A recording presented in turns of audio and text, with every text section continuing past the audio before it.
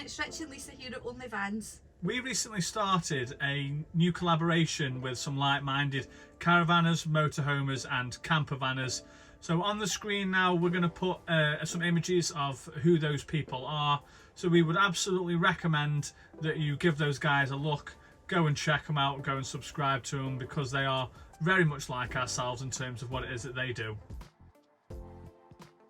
So as part of the collaboration, we're going to do a monthly video with a different topic each month. The first one is going to be getting to know us and getting to know the other channels. So we've gone for a highly original name for the group. It's Vanother Collective. So like Lisa mentioned, the first subject matter is going to be about us. So I think there's going to be 7 or 8 of us that participate in this month. So we've got 5 pre-agreed set questions that we're all going to go through, just to help you to get to know each individual one a little bit better. So the first question is, what got us into vanning? Now, most of you will know we've got a caravan and we've got a camper van, so I'm going to let Rich talk a little bit about how we ended up with both of those. So we did a blog recently really about why it was we decided to get a camper van on top of the caravan. But before that, you know, I'd always caravanned from a young age. I didn't have my own caravan when I was young, but my dad used to have a caravan and my nan and granddad used to have trailer tents and stuff like that. So some of the best childhood memories that I have is of being in a caravan. And then it's just something which obviously when I got a bit older, you know, you don't necessarily go and do those sorts of things anymore. And then my sister met her husband now, and they got a camper van and got an old Contiki. And then it was FOMO really which sort of dragged me back into camping. So I bought a tent and then bought a trailer tent and then caravan, and then obviously missed touring because the caravan's on a seasonal pitch, which is what it was that led to us getting the camper van as well. So I just love the sense of freedom that it gives really, and the home from home feeling. Yeah, I must admit I pretty much love being in the caravan, and like Rich says, not having the touring aspect, kind of you feel like you're missing out on holidays as such, even though we're in the caravan most of the time. But getting away to see other places is really, you know, it's really exciting, and you know, really the world's your oyster. Question number 2 is, how long have you been camping for? I've only been really on the scene since January this year when we got the caravan.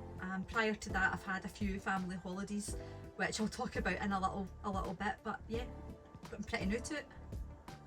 It's always been something that I've pretty much done from birth really. It was always a good, you know, I think the best memory really that I've got, probably the best holiday I've ever had, and me and my dad talk about it all the time, is we went and did northern France 3 weeks. We went away for a week on each campsite, and we did, like, I'm a bit of a war history geek, and we did like the 5 landing beaches for D-Day and all that, on the Bay of Tapestry and all that sort of stuff. So pretty much for me, I've camped, you know, from birth really. So question 3 is, what is your outfit? So like we mentioned, we've got 2. So Caravan is a 2020 Swift Elegance 650 twin axle. Like Lisa said, you know, we got it on a seasonal pitch, so it was important to us that we got as much space as we possibly could. Awning is a size 17, no, size 16 actually, because it's 10 to 1025. Is a Camptech Atlantis DL, and the camper van is a Ford Transit 2017 Transit Custom conversion.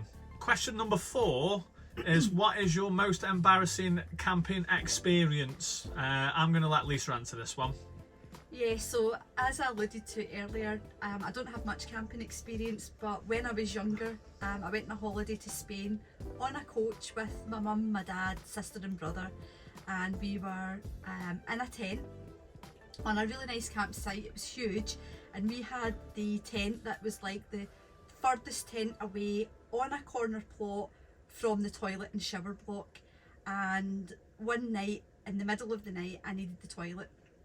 So I gets to the toilet block, does my thing, heads back to the tent, and even though we were on the one furthest away from the block, on the corner, I ended up in a tent that was like 5 tents in from the one I should have been in, climbing into bed, which I thought was my mum and dad, and it was just some random people who I woke up, and yeah, that was quite embarrassing that I had to look at them in the eye for the next, 5-6 days of the holiday.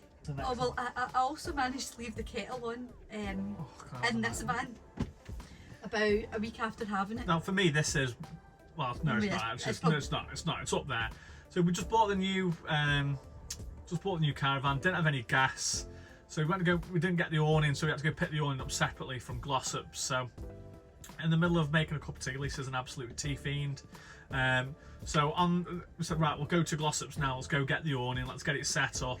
And she'd left the whistle kettle on the electric ring hob and just totally forgot about it, left it on. We're about 40 minutes up the road and the people on the campsite rang us and said, just think there's something wrong with your caravan, it's making like a peculiar noise.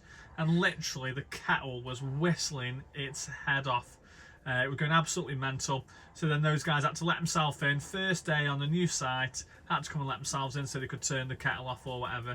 And I think that's why the kettle's broken now. Honestly, I think you melted the underneath of it. I think that's why it's broke. Yeah, last question, number 5 is, what is your best camping tip?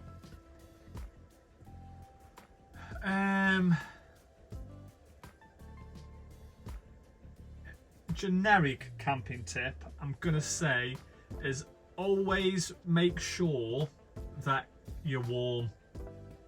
So whether it's a caravan, camping, motorhoming, campervanning, trailer tenting, always make sure that you're warm, because if you're not warm, you aren't enjoying it. It's the same, I spoke about it before about fishing and all that sort of stuff.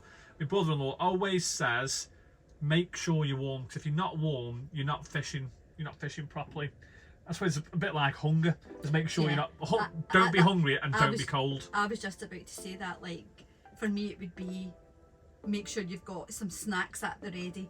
If you have to do a shop when you get to site or whatever, always have some standby of like protein bars and biscuits and some, whatever your go-to is for snacking. But yeah, make sure you've got something on standby if you have to get a shop when you get there, because there's nothing worse than being hangry with jobs to do. Yeah, so our top camping tip is, don't be hungry, don't be cold, and well, I'm going to say, and just be prepared. Like with the food thing, just make sure that you go shopping the day before, so you're not messing about or whatever.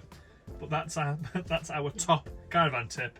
There's 3 things: don't be cold, don't be hungry, and be prepared. That's our one tip. I'll add a 4th one in there. If we didn't have the wee man, I'd also say have a bottle of wine at the ready. But right now he's up through the night, so we'll keep that for the future. Thanks for watching the video. Please do make sure that you take the time to go and watch other videos as well. Some of these are really good up and coming channels, so it's definitely worth checking them out. So if you haven't already, like, subscribe to the video, comment on the video, and if you could do the same for everyone else, that'd be amazing. We'll see you in 1 month's time for episode 2 of Vanother Collective. If you haven't already, give the video a thumbs up, subscribe to the channel. It helps us a lot. We're quite a small channel, and every like and subscribe really helps us. It's totally free and we really appreciate it. Thanks guys. Goodbye. Ciao for now. Caravanners. You just said that. What? You said campervanners, caravanners, motorhomers, campervanners. I don't know which one I'd say. It's going to be all like this, isn't it?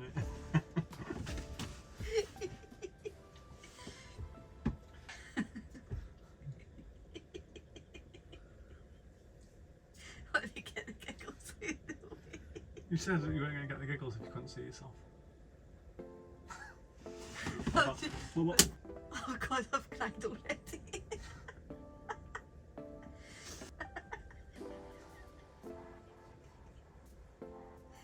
me some tissue. What? Get me some tissue.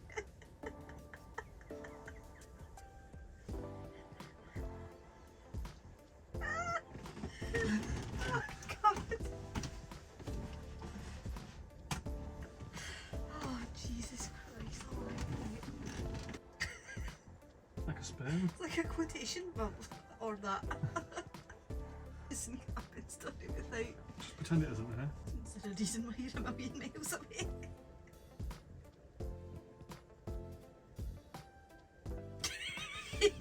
Did you see that? No. Okay then. Hey up everyone, it's Rich and Lisa. Good eye. You went all Australian on it for a minute. Hey up everyone, Rich and Lisa here at Only Vans. No, you can't do that. I can't do that again. I'm just gonna... If I say it in a take, we're moving on to the next thing.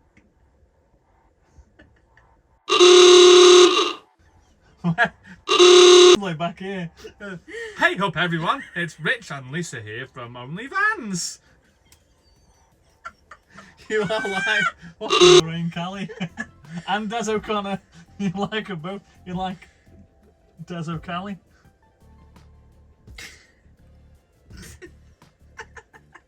Don't be laughing now whilst I'm talking. Because once I get going, then I'm off. Right, okay, I'll try not. We've recently formed a collaboration of like-minded travellers, caravanners, motorhomers, campervanners. So somewhere on the screen now, I assume there will be images of all of those channels. So we would want. You're not going to assume because we're going to put them there. So they'll be there. Why would you interrupt me? Because I'm delivering content for the video. Not the expense of me. Not the expense of trying to make me look like a novice.